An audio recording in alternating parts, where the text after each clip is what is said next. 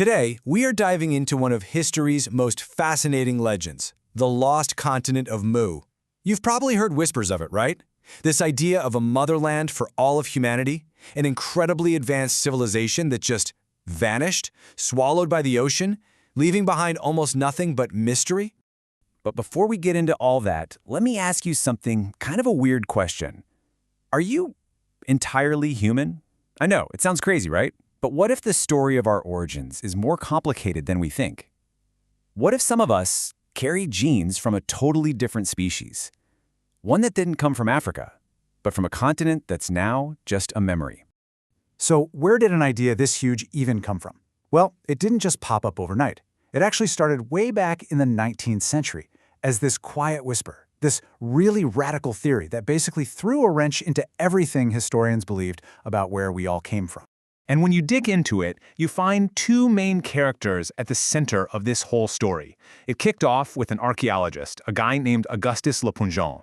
But the person who really blew it up, who made the whole world talk about Mu, that was James Churchward. Okay, so Le Plongeon, right?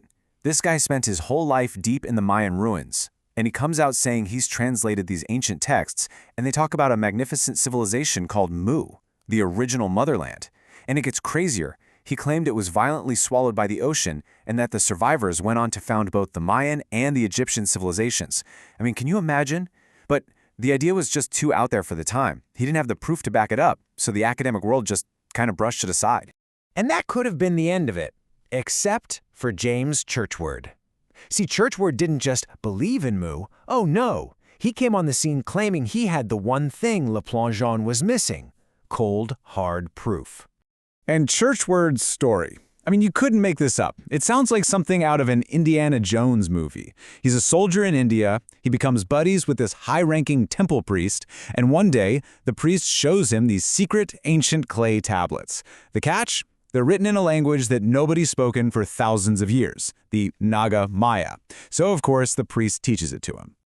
So after years of work, what did he find? His translation, he said, told an absolutely mind-blowing story. The tablets came from, and I'm quoting here, the place where man first appeared, Mu. This was it. He was basically saying, I found the smoking gun. This is where it all began. And listen, we're not talking about some tiny little village here. According to what Churchward translated, Mu was home to, get this, 64 million people. To put that in perspective, that's a population that would have absolutely dwarfed any other known ancient civilization.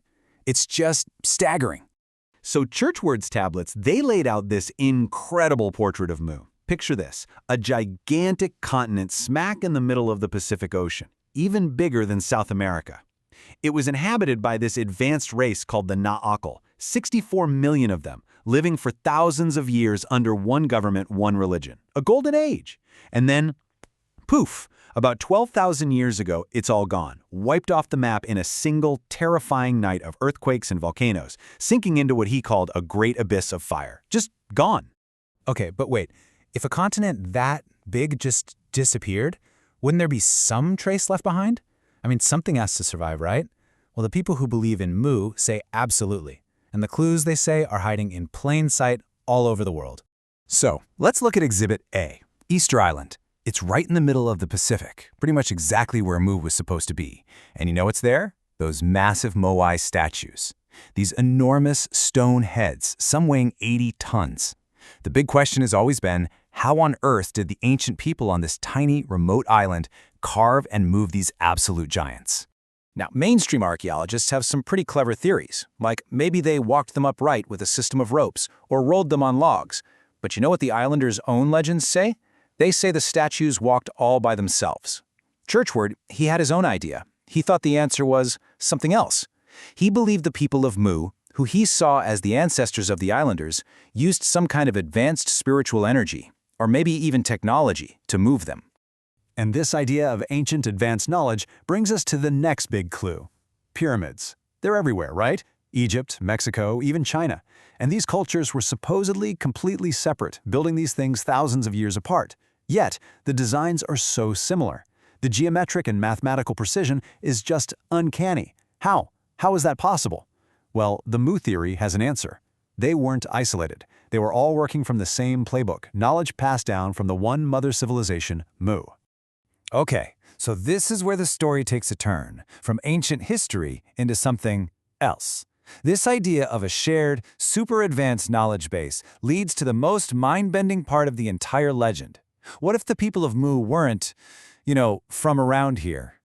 I mean, that's really the core question, isn't it? How could a civilization 50,000 years ago have such a sophisticated grasp of language, astronomy, engineering, stuff that still baffles us today? Well, trying to answer that question is what leads some researchers down a very interesting rabbit hole, the ancient astronaut theory. The basic idea is this. What if ancient aliens visited Earth and gave humanity a jump start? And once you start looking for it, you see echoes of this story everywhere. The ancient Sumerians, they wrote about the Anunnaki, these beings who came down from the heavens. The Mayan creation story, the Popol Vuh, it's all about sky gods. The ancient Hindu texts, the Vedas, they describe flying ships called Vimanas. So the question becomes, what if these aren't just myths? What if they're garbled memories of humanity's first contact, and that contact happened on Mu? And if you follow that logic, it leads to the most radical idea of all, that Mu was a hybrid civilization, a place where early humans didn't just meet extraterrestrials, they learned from them, worked with them, and maybe even interbred with them. I mean, think about it. It would explain all the stories of divine rulers, the sudden leap in knowledge, and it brings us right back to that question I asked at the beginning. Are you entirely human? Suddenly, it doesn't seem quite so crazy, does it? Okay, deep breath. It's an absolutely epic story, right? A lost super civilization, secret tablets, alien contact. It has everything.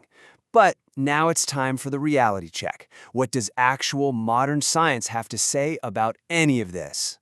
Well, this is pretty much where the whole beautiful story smacks right into a brick wall. Geologists are, let's say, very clear on this. The science of plate tectonics just doesn't allow for a huge continent to sink. It's not how the Earth's crust works. And just to be sure, we've mapped the entire Pacific floor with sonar. And guess what? There's nothing there. No sunken continent, period. And what about all the other proof? Well, that starts to fall apart pretty quickly, too. Those secret tablets Churchward translated? Yeah, no one else ever saw them. Not a single expert ever got to verify them. Other similar tablets that were found? To this day, nobody can read them. And when you look at the DNA and the languages of ancient Egypt, Mexico, and China, there is zero evidence. Nothing. No link back to some common motherland in the Pacific. So, case closed, right? Mu is just a fantasy. Well, maybe not, because it begs the question, if it's totally made up, why do we see this story of a great lost homeland swallowed by the sea in so many different cultures around the world? Maybe the legend isn't a lie. Maybe it's just a distorted memory of something that was very, very real. Okay, so let me tell you about a place called Sundaland. This was a real place, a huge chunk of land in Southeast Asia that was high and dry during the last ice age. But then, the glaciers melted, sea levels rose, and the whole thing got flooded. And get this, when did this happen? About 12,000 years ago. That's the exact same time Churchward said Mu was destroyed. That's a heck of a coincidence. So, what if? What if the legend of Mu isn't really about a mythical continent in the Pacific at all? What if it's a collective, cultural memory passed down for thousands and thousands of years of a real, devastating trauma? The memory of watching your homeland, whether it was Sundaland in Asia or a similar place called Doggerland in Europe, disappear beneath the waves. A true story that just got a little more fantastic with each retelling. So in the end, we're left with this really cool question. What is Mu? Is it a real place that's still out there waiting to be discovered? Is it a garbled, ancient memory of a genuine catastrophe that shaped our ancestors? Or is it just a powerful story? A myth we created to give ourselves a grand, epic origin story that makes sense of all the weird, unexplained mysteries in our past. We might never have the physical proof, but the story itself, well, that's not going anywhere.